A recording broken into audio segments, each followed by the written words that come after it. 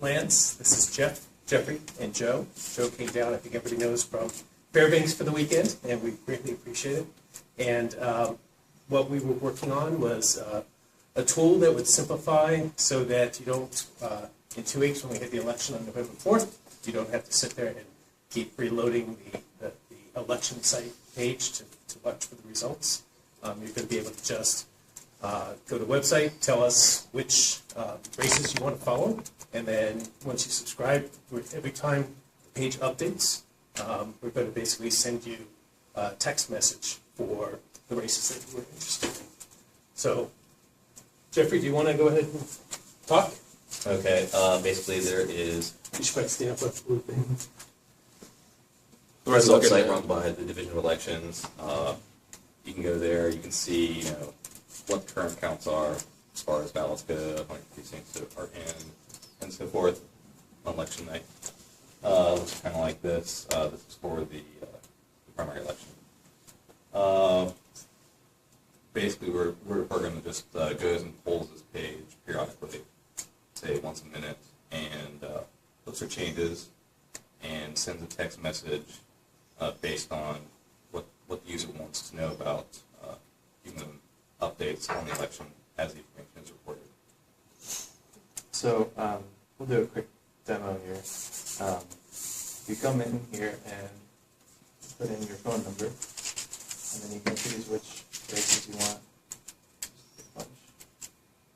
And then once the page is updating, then you'll get a text. So we have this page, which is just a copy of the primary election results, and if we switch this out, it'll send a text out because there was a change. So we'll do that real quick. This could take up to a minute. What I did is I went in and I changed the number of precincts counted for the governor under ADL. Do you want to talk a little bit about what tools we use? Yes. We use Twilio for the texting API. Let's see. We used just a basic text web browser for actually retrieving this page. It's running on an Amazon Web Services EC2 instance that's provided by Lance. That's all the work I did. I did nothing. They did everything. Do you have a database with the phone numbers in it, basically? The database is just a simple key value pair. Berkeley DB, what's used under Somebody got I got text. NS or anything of that nature. It used to be used a lot for security purposes, actually. It's used under the NS system for doing distributed passwords. Anybody wants to see what the text looks like? I'm just using it to hold key value pairs, that's all. Oh, here it is. Yeah, so this text just came in, and that's what it looks like when you get it. Okay. I was going to say, could you screenshot that for me? They've got it up there now. Thanks. Yeah. Or even on the cell phone, you could probably just text it to me. Sure. I can give you the number here. Awesome. That's cool. So right now the site just has data from the primary election. So if you sign up now, it's not very useful. But once the state puts up a page for the general election, then we can have the races for the general election and let people sign up. And you said the refresh time is around a minute? It could take a minute or so. We can check, more often than that. But Right on. we could check maybe 15 seconds. It's hard to say. You should get a text message within 2 minutes of when the page updates. Usually do it less than a minute.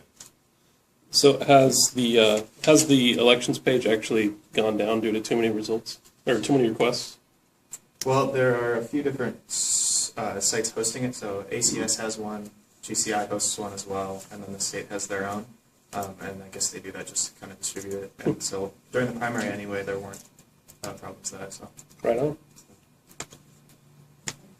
Do you guys do any like phone number validation or checking for duplicates that get At submitted? this or? point, there's absolutely no security on the site whatsoever. There's a big HTML injection security hole. Let's see.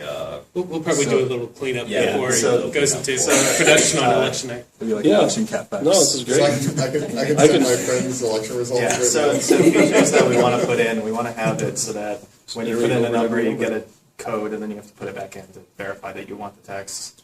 And then obviously we want to check to make sure that only a phone number is in the box. Heather?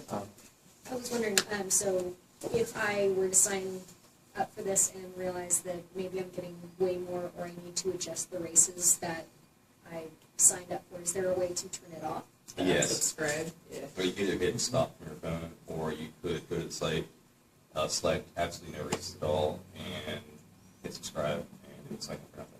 Oh, so the going in and selecting no races would It would clear it out. clear it out?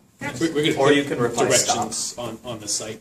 Yeah, I mean, my guess is they were just headed to, basic functionality by Yeah. presentation some Yeah, time. but we can improve the interface too. Um, I guess I should. and goal is to have this viable by this election, like the one in 2 weeks. November 4th. Awesome. And then the other question is, are you guys sort of gonna try to make noise about this to the world? In other words, you want to have, because I I can think- imagine you actually could have in 2 weeks a pretty hefty number of users. Yeah. Well, the Twilio account is in Brendan's name, so. It's his credit card. Because what is Twilio's SMS rate? I think it's like .075. I only say this because I was thinking about a penny per text right now. I pointed this out to a couple of friends and who are in their either running for things or in various campaigns, and there was a lot of excitement. Like, oh my God, we're all going to sign up for this. Like, uh-oh. So, yeah, maybe to mitigate that, throw or email address, and then use SendGrid or Mandrill. Do that, yeah. Yeah. So, of course, you're going to let Alaska Commons have first post. When you guys are ready, just let her know, and she can debut it. Break the story. I'm interested, so let me know. There's no other press in the room, so I think you got it. Those who show up get first dibs. Yes. Awesome. Super cool. So could you, so it's just recognizing the 10-digit phone numbers then, correct? Mm-hmm. So you're not gonna get like any out-of-country numbers trying to enter anything? Well, I think Twilio would not send it. Okay. In that case, you can. Can control you that actually, through Twilio. Higher like, rates. can you program that in? Like to tell it not to accept a number more than? Roger. I think you can control it through the Twilio controls. Okay. You can Say like. do that, or even you can just Would you stop Yeah, or we By could JavaScript verify it by ourselves. Yeah. Okay. Awesome. Yeah. That's But I can Thank see you, if guys. there's credits for Twilio. I'll check on Monday. So the only thing that might change would be the phone number. So before we launch it, I'll touch base with you guys on Monday. Cool. As it is, What's Twilio? Twilio is a service that provides a phone API, allows doing text messaging and sending receiving How do you calls. spell TWILIO. What now? TWILIO. Twilio.